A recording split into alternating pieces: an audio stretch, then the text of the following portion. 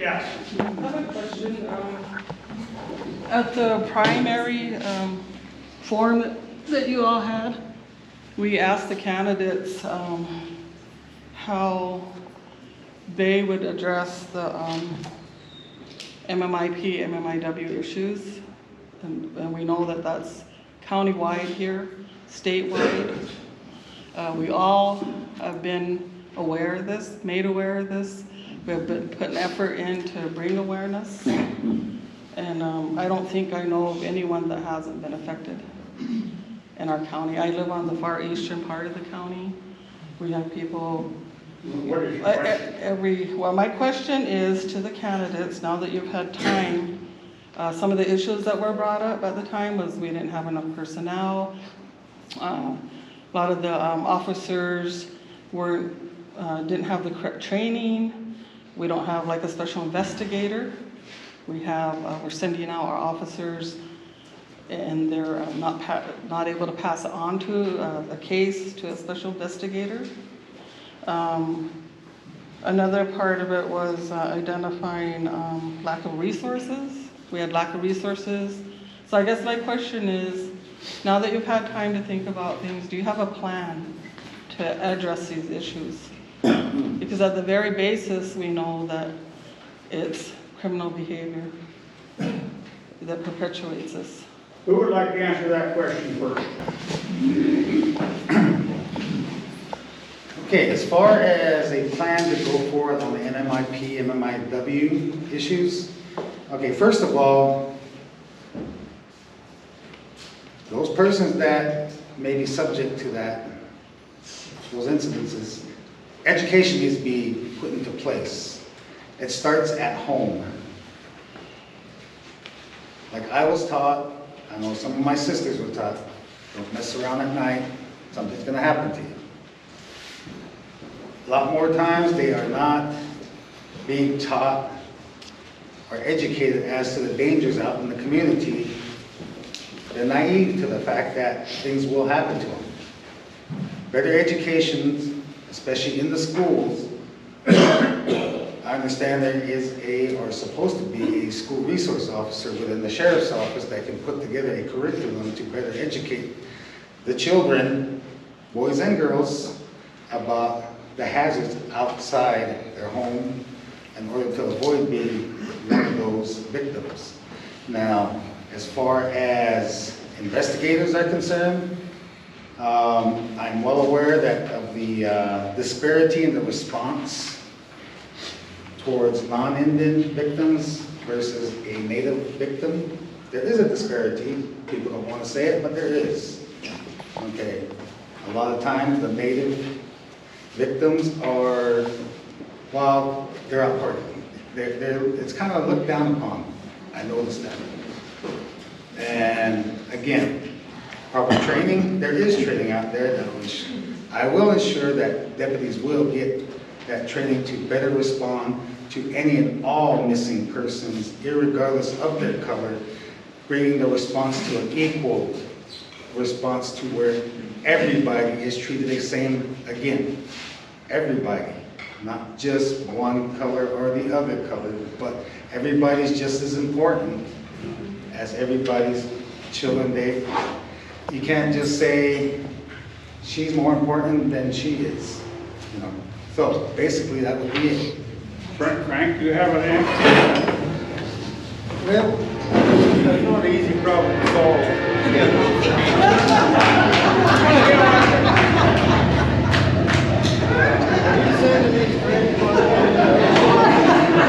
It's that same train that turned around and I'm sorry, Frank. I'll try not to do it again. I'll wait for the train, Frank. it's a different one. I'm trying to go home. The other one had. And that's all right. We'll give you an extra half a minute or something. Yeah, well, it's an empty one, so it's fine.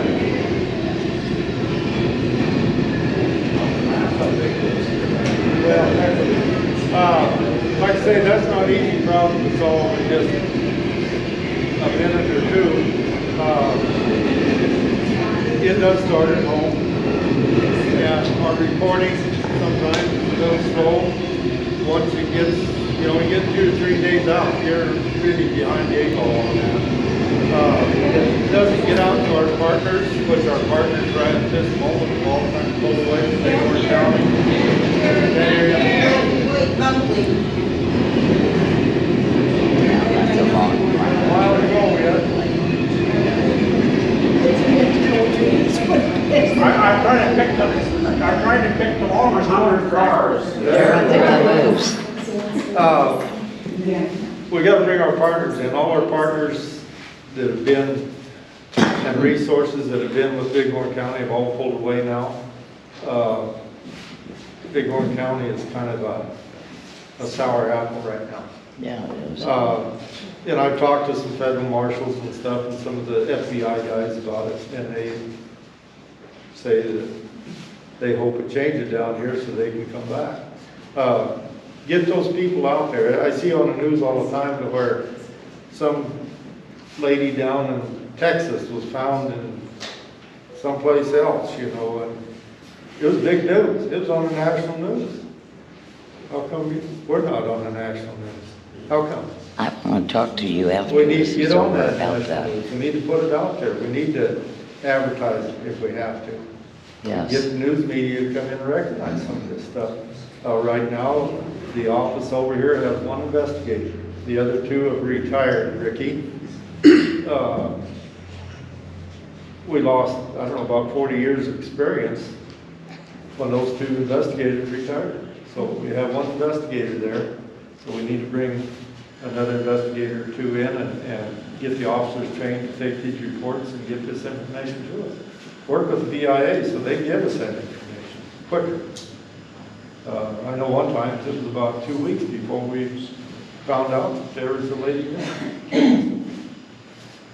Long ways behind the old 8 ball there. So, but yes, we'll work hard to it. We got to get in those partnerships in that group to where we can get these people found. Hopefully, education before it happens would be nice. But that's in the household and in the schools. And we can help that. But in the homes, we can't do much. We can't go around and tell parents how to raise their kids. When we suggest it, we can preach it, whether they take it or not. But yeah, we bring our old partners back into the fold in partnership with them and get this information out. It's the only way you're gonna, squeaky wheel gets the grease, you know, so get up and scream up and down a little bit about it. See if we can get somebody on the news. That's what we're trying to do. Yeah, good, thank you. Hey, that's kind of an important question to me also. I don't know exactly why, because I'm not missing and I haven't been murdered yet. But it is a great concern to me. So, Jordan, do you have a comment on that? I do. As I've been campaigning past several months, this is a story that I've heard many, many times. Sarah's story and others, missing and murdered Indigenous persons. This is a real issue. And as county attorney, I will tell you this. I can't give you false hope, and I won't give you false hope. But I will tell you, every case we're going to look at, we're going to open it. We're going to go through it and see, did we not follow up here? Do forensics need to be run there? What was left out? Why is this still a cold case? Why is this still a missing person with no resolution? Every one of these cases. Sarah needs justice if justice needs to be done, but we don't know the answer yet. And the family needs to know what really happened. Here's the results of our investigation. And so I will tell you, every missing person is going to have their case reviewed when I'm county attorney. And there's going to be a lot of them. I know it's going to take time. We talked about resources. One name I haven't heard come up yet is Montana DCI, Division of Criminal Investigation. That is there for us. They're based out of Billings. I helped start the Hardin Police Department because we needed more officers in the area to help the county deputies get out. Part of that, we hired some officers that do have investigative experience, but we still rely on Montana DCI. We have cases now that they're looking at. Montana DCI is coming down and helping us. And so I know those contacts. I know who to reach out to. I know when we are stuck and we can't figure out a case, let's call somebody else and look at it. Okay, let's get some outside eyes on this. Somebody that's an expert in this, missing persons. And I love the deputies, and I love the officers, but unfortunately, they run from crisis to crisis. Having only one investigator in the sheriff's office isn't enough, and so we need this outside help to come in. When a deputy's sitting on a set of a crime scene, but he gets a call for an emergency over there and has to leave it, that's a real problem. So we need additional people in here, additional experts that can say, hey, I got this. Whether it's the police department, whether it's Department of Criminal Investigation out of Billings, or other agencies, these are things that we need to do so we can get the answers for MMIW, MMIP. Oh, okay. Yeah, the ball Andy, do was, you have anything to say? The training comes, so you're in luck. As long as there's no train, we're good. I think one of the first things that we need to do and can be done is outreach and early intervention. So this could involve going out to the schools, out to the community and saying, this is how you prevent it. If somebody should happen to go missing, this is the information that law enforcement needs and we need it fast. And so outreach and training to try and prevent MMIP cases. The other thing on the backside of that is early intervention with regard to child adolescent forensic interviews. There are places in the United States where after a person goes missing the first time or the second time, you know, somebody runs away, they get found, they come back, they might run away again, then they go through a CAFE interview. And usually what happens in those child adolescent forensic interviews is a lot of times you'll find out really why that person is running away or why they're leaving the situation they're at and why they're potentially jeopardizing themselves. And so working with the schools, you can get a CAFE involved and get early intervention, and that person could then be working with social services and coordinating. So we have a whole wraparound coordination to try and prevent people going missing. And then on the back side of that, there is funding out there right now for a cold case investigator in a prosecutor's office. It's a grant-funded position, but that's a grant that I would be willing to apply for.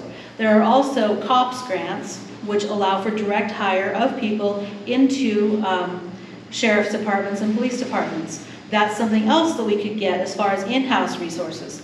And Jordan's right, Montana DCI is there and willing to help.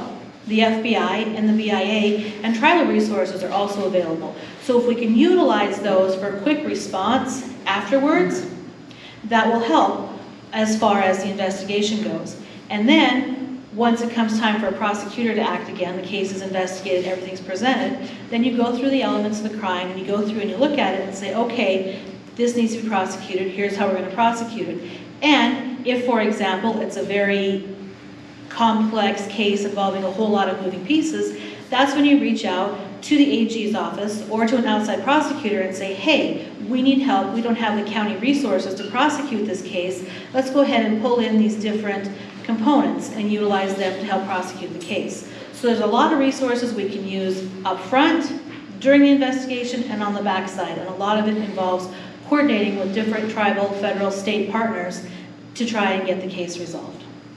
I've got a question for the county attorney candidates. Of all the complaining I've heard, there's gotta be 400 questions out there. Why aren't cases being prosecuted? Why aren't what? Cases being prosecuted by the current. Why aren't cases being prosecuted? by the current. By the current county attorney? I have no idea. I don't know. I've given that office case after case after case for the past 6.5, almost 7 years on a silver platter. Cases that I go, all right, it's a theft, or it's a burglary, or it's both. Here it is on a silver platter. Nothing. I don't know. I'll tell you, I had a domestic violence case in 2019, and this was the most disturbing thing, and this to me sealed why I was running. I had a domestic violence case in one of the hotels here in town. The Montana legislature had just passed the felony addition of strangulation to domestic violence. So if you put your hands around your partner's neck, felony. It's no longer a misdemeanor. This individual was arrested by sheriff's deputies. It was either a Friday or a Saturday, and I can't remember if it's a 2-day weekend or 3-day weekend.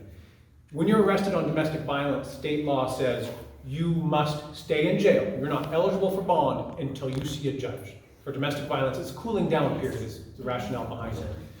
So this case came into city court. Monday morning or Tuesday morning, I don't remember which one it was, our judge, city judge, called the case. The jailer said he's not in jail. Excuse me? He's not in jail? Why? He was ordered released. Who ordered his release? The county attorney. I don't know why. I have no explanation for it. This has been my frustration, and this is why I'm running for things like that. Too many cases go unprosecuted without rationale. Jeannie, do you have a comment? I wholeheartedly agree with Jordan. That's the gap I'm talking about, and it creates a nightmare of frustration at the federal level, at the tribal level where I've worked. I'm sure it creates a nightmare of frustration for Jordan in his current office. Regardless of which way you vote, you're going to get a county attorney who's going to prosecute. Jordan and I might have different experience, different ideologies, different backgrounds, all that type of stuff, but you're going to get, either one of us, you're going to get somebody who prosecutes. And so I think the question is, how soon can one of us take office? Yeah. As opposed to actually, what can we do about Mr. Harris currently? Either way, you're going to get change. Yeah. And that will help with the frustration of the county. Or do we have another question for the county attorney? How about for the sheriff? I guess I'd like to know, what are you going to do about the officers who fail at doing their jobs? Frank, that'd be a good question for you. Well, there's several ways to go about it. You gotta document it several times first. And then you gotta pass through the county commissioners to get rid of it. You just can't go out and fire them unless if they're on probation. Which is during the sad. early part of their career, in the first year, 6 months to a year. Mike Atkins said it was here so many years. Well, Mike's not there anymore. No, he's not, but look how many years it took before. Mike could be a good officer, I will defend him there, but his decisions sometimes were his decision. Yeah, you can't make it takes a while to make a good officer, and if they're not doing their job, they should be in another career. You know, do something else. So, you just can't, you gotta document quite a bit. You can recommend, you give them time off, and then before you get rid of them. So it takes quite a process to get rid of a deputy, especially after the probation is and they've got all their credentials. And what about all the cases that you let go? What are we gonna do when you have to let somebody go like that? Because nobody picks up the cases, they just sit there dormant. We turn the cases in, usually, and then it's usually, they're all on file. So supposedly all on What are file. you gonna do if they still haven't been picked up? When you get in? Because there's a bunch of them that have. There's a bunch of them that's got that whole file that's got to be reviewed and inventory. We will do that. Another thing, hopefully there's a county attorney in there that will do something. I've got cases still from when I was sheriff first time that haven't been adjudicated. They're still frustrated. Mr. King, do you have a, Yes, as to Yeah. an officer lacking in their job skills or their ability, or just flat out being lazy. Okay, now, with the training I have received from the Federal Law Enforcement Training Center as a supervisory patrolman, now, there are several ways of handling a particular problem child, you might say. Okay, a lot of times you get someone that knows how much they can get away with and still be able to perform or still be within that rationale of operating as an officer or deputy. You will get one or two of it. Okay. Now, not every time we'll call for a person to get fired suspensions will come into play. It's just write-ups, there's all kinds of ways to handle a person. But now you're saying about cases that, let's say, John Doe got fired because of just not doing the job. Okay. Those cases just be reassigned to other officers, reinvestigated. That's what has to be done. But there are certain ways of handling every officer. And it has to be by a case-by-case basis. It's not a cookie-cutter operation. And a lot of times, yes, you do have to have support of administrative. And then there's a problem with the, the union that you have to get by also. So, yes, they are protected by the union, and yes, there are ways of handling it. There are ways of making that officer perform should he be lacking in his performance. But there are ways of handling that administratively.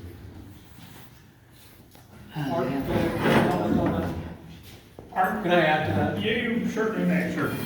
If you let Jeannie answer after you. I have no problem with that. In my time as Hardin City Attorney, I've dealt with unions. And I know the union reps here. I know the same union rep that represents the sheriff's deputies here, that represents other entities. I think that's something the county has developed a little bit of a fear of. And I want the county to know, and the members of the public to know, that's not something that, as county attorney, I would put up with. If somebody does need to be terminated, I will support it if it's factually correct, the sheriff's office, and I'll give that information to the county commissioners. We'll go through the personnel policy manual to make sure we do it correctly, to make sure due process is followed. But we don't need officers to come back and say, hey, I'm gonna get my union, we're gonna go after you, and for the county to back down and go, okay, we're sorry. We're not gonna take that position. If there's a bad officer and he needs to go, she needs to go, then they need to go. We've had terminations in the city. We've gotten through those processes in the past. I've sat through depositions. Rock, I think you sat through depositions for wrongful discharge from employment. That's natural course of business for political subdivisions, entities. You're going to get those. You have to go through it. And I think the county needs to understand, as county attorney, I will support you through that. We'll get through it, because even though we may have a wrongful discharge claim, they're usually not founded. They're usually not supported by the facts. Yeah, there's a lawsuit. So what? You get through it, case dismissed, no judgment against the county, no judgment against the city. You just go through it. That's how business works. That's how the county has to approach it now from this point forward and say, if we have to terminate, we will. We can't be afraid of those wrongful discharge claims. I have a question. Jeannie, go ahead and answer. I would rather have the headache of trying to terminate an officer and going through the policy manual and fighting a wrongful discharge claim. I would rather deal with that than to lose a case because an officer worked on it and screwed up the evidence. And because all the evidence gets suppressed because of whatever that officer did or didn't do or bias they had or whatever. I will fight all I have to on the civil side. I don't care. It's civil. We'll fight. If I lose a criminal case because I can't get evidence in because of that officer's mishandling, that's unacceptable. And so I have no issue with working through the termination process and supporting people as supporting the county commissioners as we work through that and, all the termination stuff and going through that process. I just want to protect those criminal cases. Oh, now the question. My question was, how come city and sheriff, how come they don't work together? And I had an experience, I lost my granddaughter, MMIP. And when we were over at the rest area, just the sheriff was out there. Recently? The sheriff? Recently? Yeah, 2 years ago. Okay. My granddaughter. She went missing and there was no search and rescue. They came all the way from northern Cheyenne. I believe her name was Small. Her first name, her last name was Small. They were boots on the ground. That morning, early morning, they were out there. Okay, sheriff, one man, sheriff, big hair, was out there alone. He didn't have manpower. City did not come out there to help search. And, excuse me, and the command center was out there. He finally got him out there the second day. And then when they were out there, it only lasted like 2 days because they broke down. And I didn't like how they came about, or how they said it was hypothermia, and it wasn't. And she went missing for 20 days. And I think you've got quite a question there for. yeah, so she went missing for 20 days. No, that's fine, go ahead. And I want to get it out because it needs to come out. It doesn't just start at home, they go missing. Right. And because she came from a disciplined grandma and dad. And I will never victim blame. You'll never hear me say that. No, not you. You're But not I'm gonna just hear me say, saying, I'm just saying as a whole, they went missing because why? Truck traffickers, drugs, sex trafficking, right, and all of this is involved. you're right. We're not here to, but I think we need change, Okay. I'm familiar with the case in a general sense. Unfortunately, I wasn't part of the investigation or any of the prosecution or anything that may come out of that. I will tell you the police department did not exist at that time. The police department's been up and running for less than a year. Police department went live December 31st of just last year.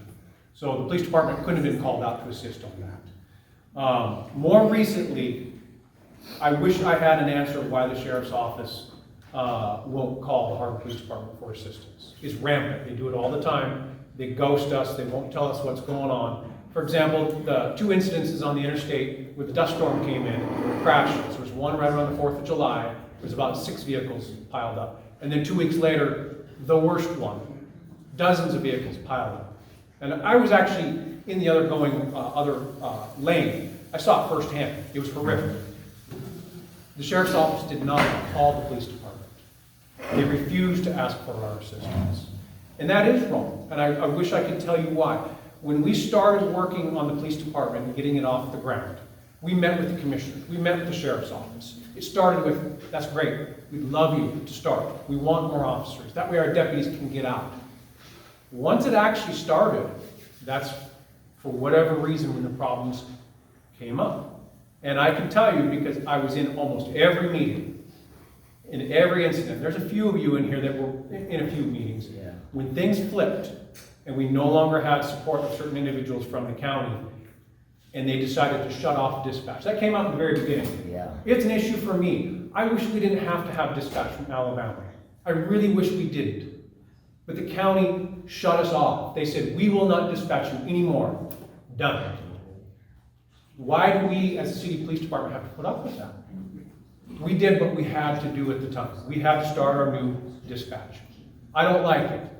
Now, there's a little bit going on of miscommunication of why can't the county communicate with our dispatch. It's actually very simple. It's a computer program that can be installed on the county's computers to speed up the dispatch of our officers. And we're trying to get through to the county that can work. But I want to be very clear, it's not from the city. We wanted to do it. We played nice for months. And Rob, I'm not trying to throw you under the bus. You were there. For months we tried to play nice, and then all of a sudden we were blindsided with no more dispatch. High-speed chases come through town. They won't call us to assist. They won't call us. It's ridiculous. And I'm with you. I'm very sorry for your loss. I'm very sorry, and I'm sorry for your loss. And I will tell you again, MMIP, I will look at those cases, okay? We will use outside resources if we have to. We'll call DCI. Let's open the case up. Let's look. Let's see why it took so long to find her. Why she was found where she was found. Yeah. It does sound funny. Let's find out why. That was all Okay. search. All right, thank you. Jeannie, do you have a little short answer to that?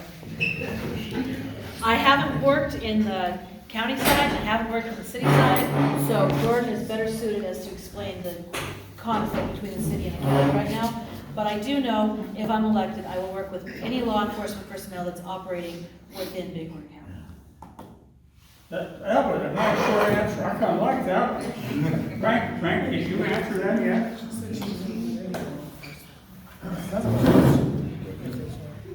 Keep it short. Keep it short. As far as search and rescue, there's resources. I mean, you can call in Yellowstone, they'll come and help. You can call in FBI, they'll come. I mean, you can have a lot of people on there right now. But Bighorn County is, as far as statewide now, is kind of a rotten apple. They want to come down.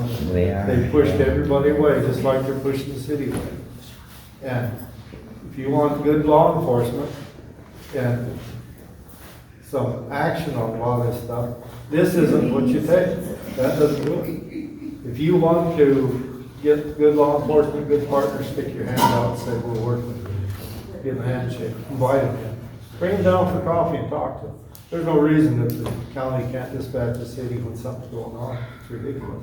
Just push the button, city 1, city 2, whatever, and chase on the crawfish. You know, can you get ahead of them? Can you get fights?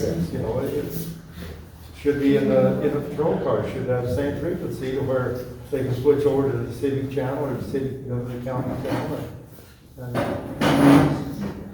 get somebody stopped, work together. It's my understanding right now that the city doesn't care what the county's doing. Yeah, I'm not sure. I suppose Unless they need help, Maybe. both sides get pushed far, you know, pushed on hard enough, they won't work together then, they just like.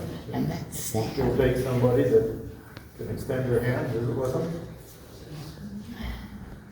We'll always respond. The city chief of police, we will always respond to calls from the county. I can assure you that. That is our policy. I didn't say that either. I didn't say that. Mr. King, would you answer that? Short answer. Okay, real quick, I know the incident situation. I am a reclamation inspector at this time. And because of my current employment, we have access to some technology that is not really available to the public. Like such as a drone with an infrared camera that can detect heat from 1,500 feet above the ground. That was to detect coal fires. We can analyze the ground through 3D imaging with that drone. That's what we brought to the table during that search. I don't know why we were not utilized. It was early on in the search. I heard you were. We could detect heat at less than 5 degrees above the ambient temperature with that infrared camera. So I don't know why we were not used. I couldn't Oh answer my that. God, I thought it. We could go through the topography of the landscape and grid it out for the search parties. They did not utilize us. I can't say as to why. But as far as communication with the city police, as a police officer in the past, we enjoyed having somebody come help us. We shared information. There is a vehicle coming from Broadus, and I'm in Buzzard. We set up and we got this guy hit with county, with other agencies. That is what I would like to have done here. Cooperation, sharing of information. Just basically working to one goal and catching the suspect that is perpetrating the crime. But as far as the search, I cannot say as to why we were not utilized. I'm at a loss there, I can't say why. Okay, our time is up here, and the rent just doesn't go past 5, so we'll start with our closing statements with Jeannie, and then Jordan, and then Frank, and then Mr. King.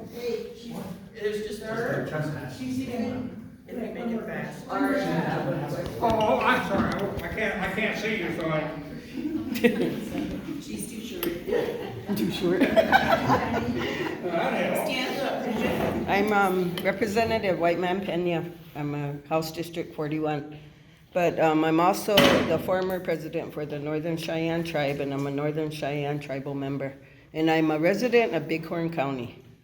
But I would like to know what you guys think right now is on the table with cross-deputization. But before you answer, there's some things that I would like to say. With when I can understand what she's talking about with MMIW. When I was former president, I instructed our search and rescue to assist on this MMIW case, and they were there like that. You know, we sent them out, and why wasn't there one here from this local area? There should have been.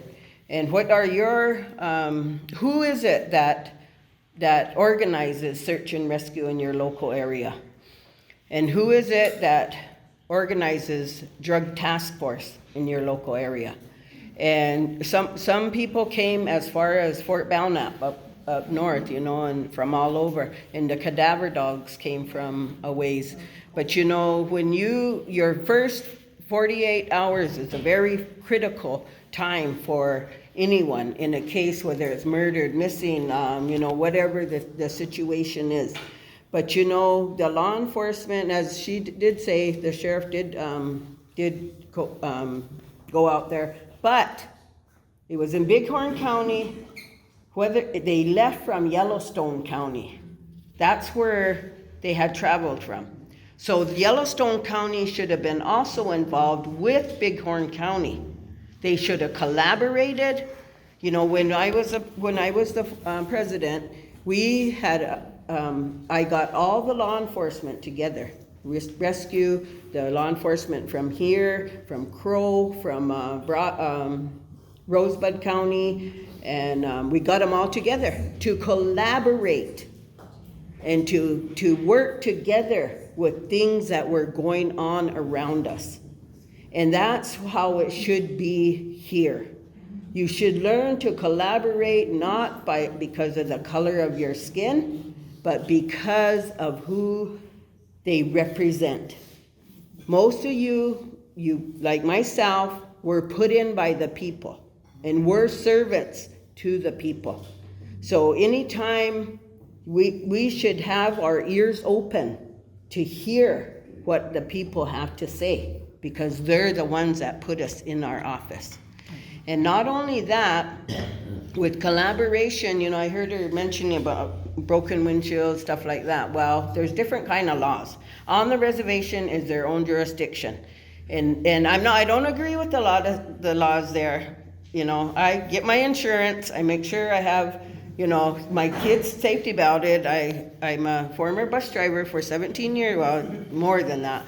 But you know, I make sure that they're safety belted when they go somewhere, but yet there's different laws. There's laws in the city, there's laws in the town, there's laws in the country, you know, but abiding by them is different. We did have highway safety plan, our officer, when I think you were on board, when Purnell was working, Officer Purnell, we had a highway safety board. Okay, this highway that runs through Crow Reservation and Northern Cheyenne Reservation, which we split. Northern Cheyenne Reservation has Bighorn and Rosebud. But that highway that runs through there is a state highway. And how many times do you see a Bighorn County sheriff on that highway? How many times do you see a highway patrol on that highway? Very, very little. And we had highway patrol come in when we had this meeting too. And so the collaboration that's gonna make things effective is working together, putting your differences aside, you know, whoever, whatever, we can go around the table, you know, for days saying, well, they didn't do this, they didn't do that. Okay, so what is the solution in all of this? bringing everyone together and figuring out how to move forward in any kind of plans. You know, so that cross-deputization is on the table for Northern Cheyenne right now. But we can't even do anything about the non-members, or not non-members, non-natives that come through that reservation. My daughter in 2017 was killed by a non-member on the highway right outside of Busby. Not only her, but my niece. So there was 2 of them. Okay, but he never received 1 ticket. The highway patrol didn't give him a ticket, didn't give him anything. And so really scot-free. He didn't. What was the question? The cross-deputization. So what is your plans if that cross-deputize, okay, wait. So tribal police could not do nothing, BIA, because that was a state highway and a non-member. So tribal officers could not cite him or whatever. The highway patrol could have, but they didn't. And it was in Bighorn County, so Bighorn County could have did it. So the other thing is, what are you guys gonna do if cross-deputization is passed on Northern Cheyenne Reservation? Jordan, would you answer that question? Yeah. I have the pleasure of being the Roosevelt County Deputy County Attorney for over 2 years. One of the only places in the U.S. where there's a cross-deputization agreement between tribal police, BIA, and state police. I worked with those cross-deputies. For those of you who don't understand quite what it is, it allows a tribal officer to also be deputized as a sheriff's officer. So they serve both. That way they can cite somebody into tribal court, or they can cite somebody into state court. They can make that arrest. Vice versa is also true. That way sheriff's office deputies can be sworn in as tribal officers. That way if they make a stop on the reservation, it's a tribal member, they have the legal authority for that stop and to send it to the tribal. I liked it. It served the residents of Roosevelt County very well. I prosecuted felonies. Let me back up.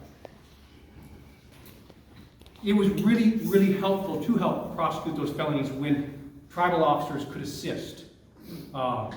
Make those stops, make those arrests, the drug stops, whatever it may be, but also your traffic cases. The catch to it is that the tribal officers normally have to go to a state law enforcement academy, not just the federal law enforcement academy. And so there is that. I have a copy of the cross-deputization agreement I can give to you. You can look at it. As county attorney, I'm for it.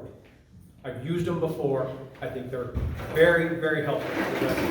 If the Northern Cheyenne Tribal Council wants to pass it, I will support it. And I will help the Sheriff's Office become sworn tribal officers and vice versa. I'll work with the Department of Justice out of Helena to make sure it goes through. Sometimes those cross-deputization agreements actually have to be approved by Congress or at some level, the U.S. Attorney's Office. So we've got to make sure those steps get gone through as well. I know the agreement in Roosevelt County had to be approved at a high level at the federal government, but it's a very useful tool. I fully support it.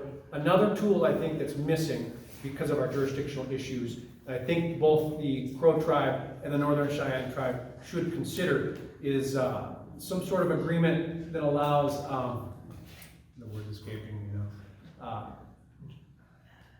Cross citation. No, I'm thinking,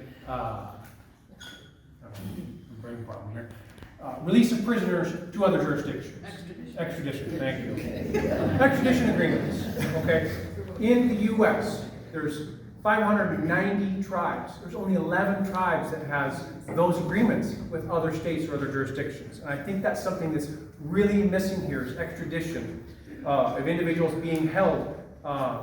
Maybe it's the Crow prosecutor's office, or they're in Crow tribal jail or some other jail, and we want them, rather than turning those persons loose on the reservation again to wreak havoc, you can turn them over to us. So we're wanting them to, rather than having another high-speed chase for an individual that we want, tied in with the cross-deputization agreement, you'll have the authority to arrest them on the reservation, extradite them to state court where they need to be. So I fully support it. I also support extradition. Okay, thank you very much. And thank you very much for your question. I'm sorry I couldn't see. Now I have our closing statement. And if 2 minutes, please. So, can I just talk on that question real quick? Yes, you may. That, and it'll be your closing statement. And my closing statement too? Yeah. All right,